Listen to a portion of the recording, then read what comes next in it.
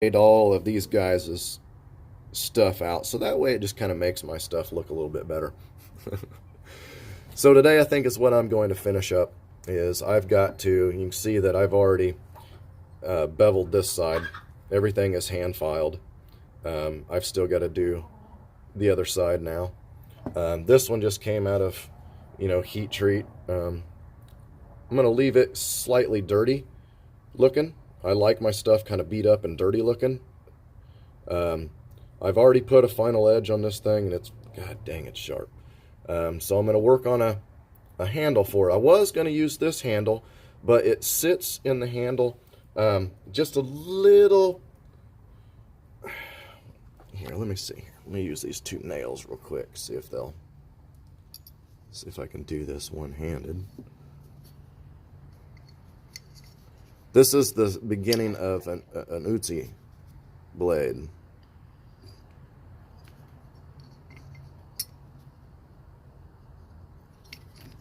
Now this is going to be like a really nice skinning knife if I was to leave it as it is now, because you see how it has that nice curve. I don't know that I want it to curve quite that much though. I kind of want that blade to sit a little further down. And yeah, there. You'll also notice that I don't really use fancy camera equipment anymore. I don't have time for it. All I'm using is my phone. Whereas this one, after I finished this blade up, this blade's not quite as, it wasn't necessarily designed more for skinning. This knife, it kind of sits profile-wise exactly how I want it. Kind of the spine and the back of the handle is going to sit straight. You see what I mean? And I think it's just going to come out really nice once it's all said and done.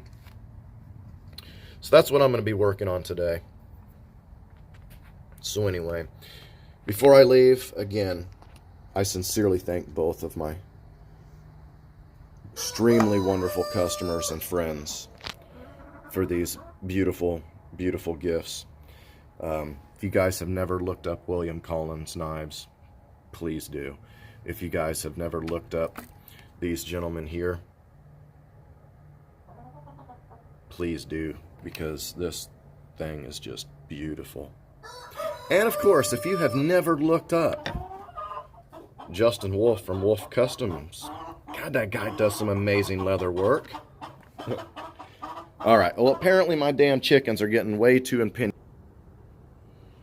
Have a good day.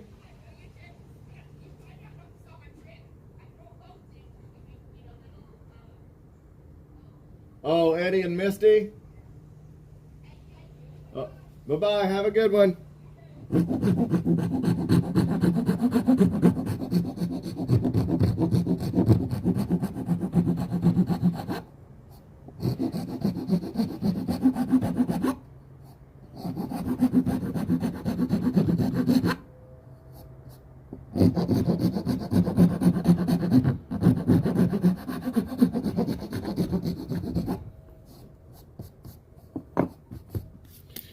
So recently I had made my my daughter Shihan a bow staff slash spear. A lot of you guys had seen that, and most of the shaft itself I hand carved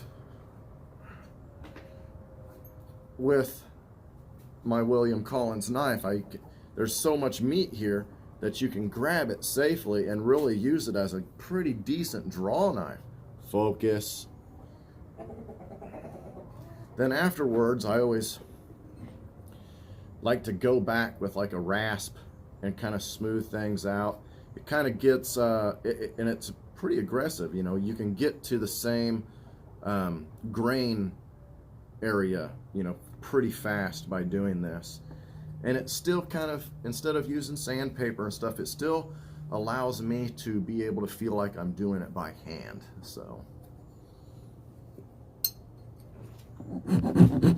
it's a slower process. Doesn't cost me as much in sandpaper though.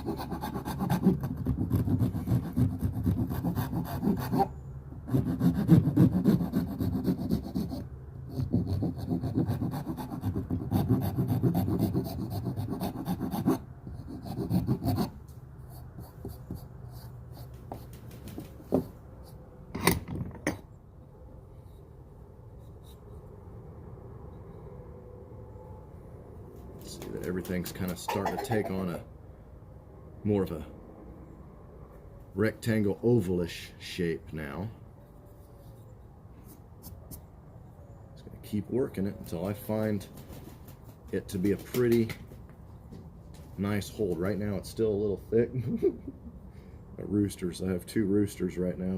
My younger one is coming into himself and he's just full of himself, and my big rooster's just constantly like, dude, I can smash you.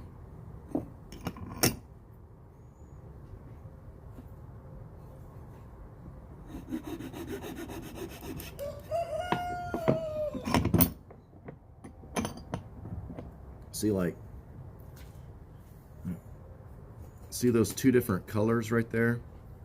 Here's one grain level, and then here's another grain level. And these rasps,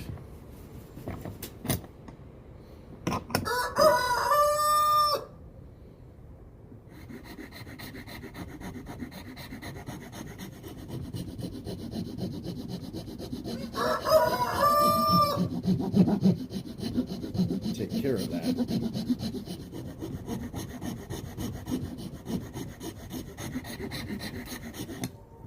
Fast and with control. See, I'm still not all the way, but you can see just that little bit, it really lowers that level. I'm working with, this is actually cedar right here, and so it's got resin in it, it's sticky.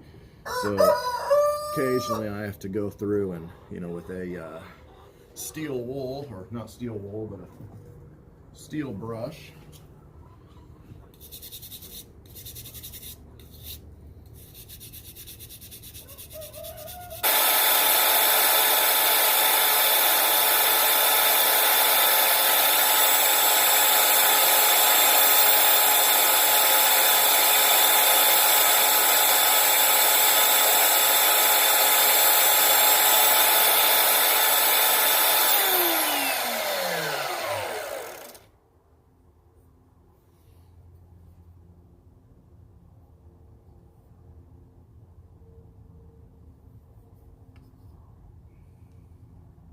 Feels good.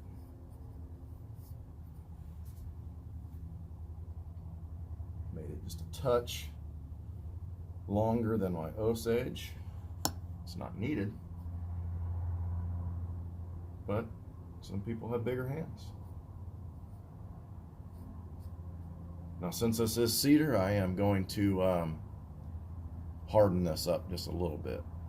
Soak this in some oil, burn it, and put some shellac over it, harden it up just a little bit.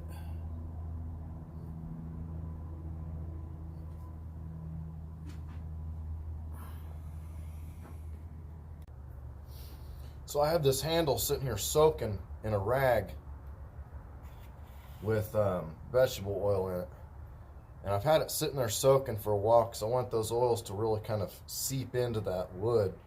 Now, I'm going to light this off, and I'm going to do all this without gloves. So if you're somebody that's going to try to nag at me about I should wear gloves, I'm not going to do it because I want to feel how hot this wood is getting. I don't want it to burn. I want that heat to absorb into the wood, you know what I mean? So I need to try to monitor it the best that I can, hence the reason I'm going to do this without gloves.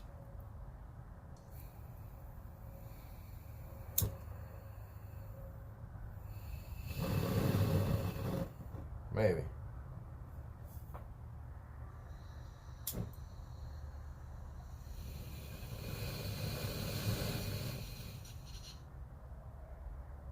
Maybe not. That must be a map gas nozzle, and I put it on a propane torch or propane bottle, but I think it's probably for map. Yeah, that's not burning like a propane torch, and well, hell, I didn't want to use map gas. It's too hot. Guess I don't have a choice.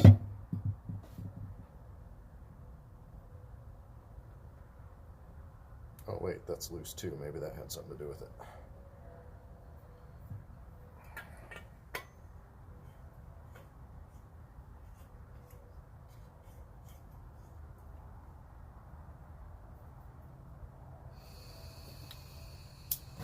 There we go. That's better.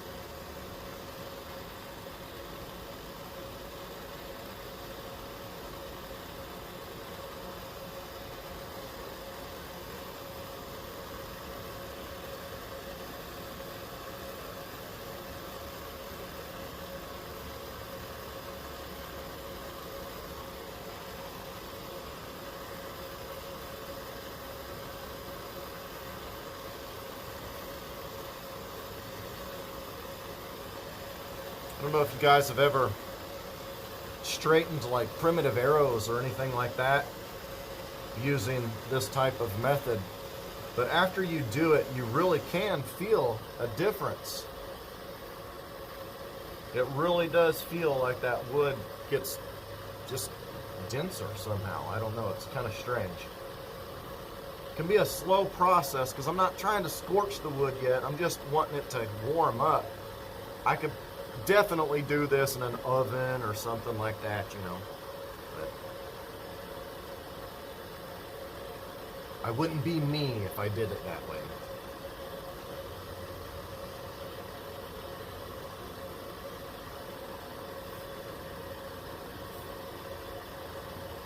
Put just a little bit more oil on it.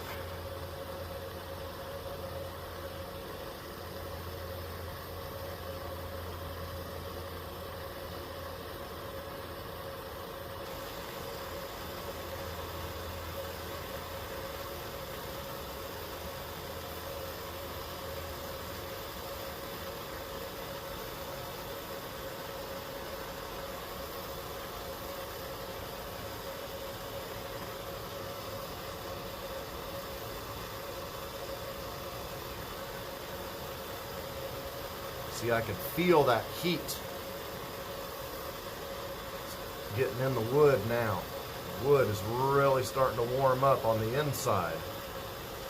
Starts on the outside and then works its way on the inside.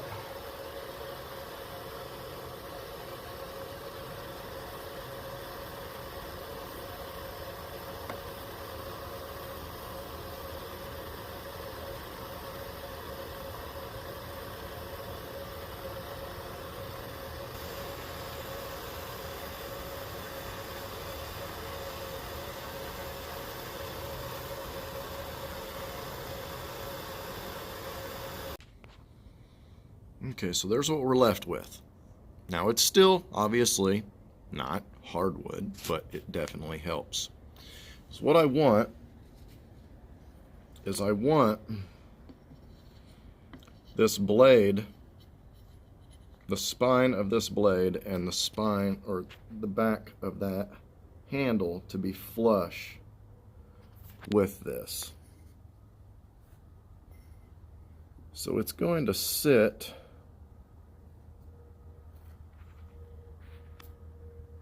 somewhat like that. So what I'm going to do is I'm going to clamp this thing and mark my holes. I'm going to drill my holes before I start working on my slot in the handle. So here's kind of a frustrating part, is after I drilled my holes, come on, focus, damn you. Then I go back with my bandsaw and put a slit in it as a guide for when I file my opening. But you can see it kind of ran to the right just a little bit. So now I've got to try to adjust for that when I go through and saw it a little bit more open and then file it. Otherwise, my blade is going to not sit straight and I will have to start this all over. So in sheer movie magic, we was able to correct it and get everything nice and straight. It's a very nice, snug fit. Like it. Alright, so I had to shift gears a little bit because it is freaking cold out today. I don't know. I tell everybody all this, that I would dream of living in a place where it was just super cold with that dry snow, that dry winter. In Kansas, it's just constantly freaking wet and the wind blows 90 miles an hour. And it's just freaking cold today. So I had to shift gears. I came over here and started beveling on my next knife blank. One of the things that I do is you can see that my grain, as I'm filing, I'm cutting it this direction, and then I will go back and I will cut it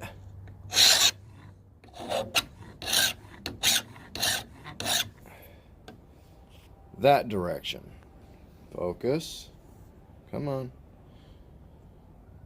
So what that does is it kind of acts like, you know, how you take a magic marker and mark it out, and you can see where you've ground and everything else. But I like to finish my blades this direction. Focus. Because it gives it that ragged edge. And my boy William Collins does that. And he has several videos where he talks about a ragged edge versus, you know, like a smooth or polished edge.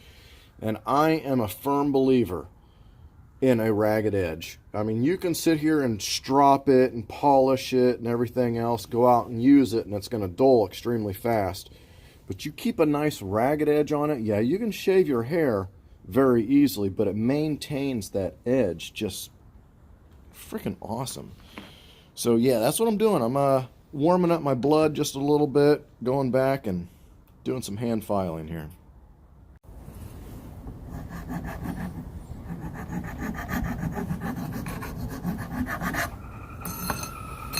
It's days like today that man, I kind of miss punching a time clock. You charge too much. Nah, you just live way too comfy of a life.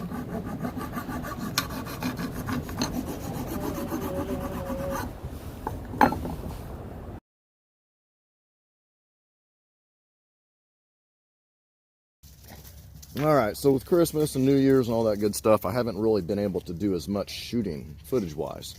But let me show you where I ended up with these things. So here's the cedar one.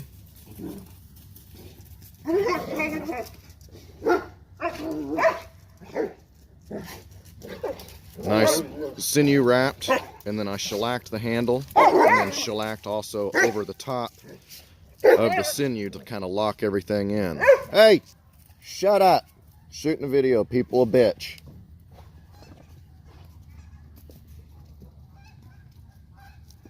The bevels came out really nice. And then the other one I did was the Osage handle. And the Osage handle, oh man, it's beautiful. Look at that nice shine on there.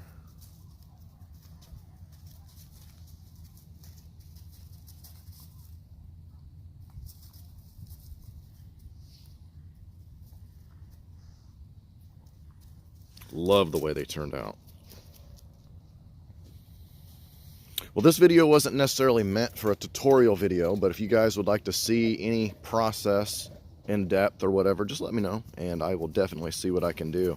I hope that you guys have enjoyed it, and as always, have a good one.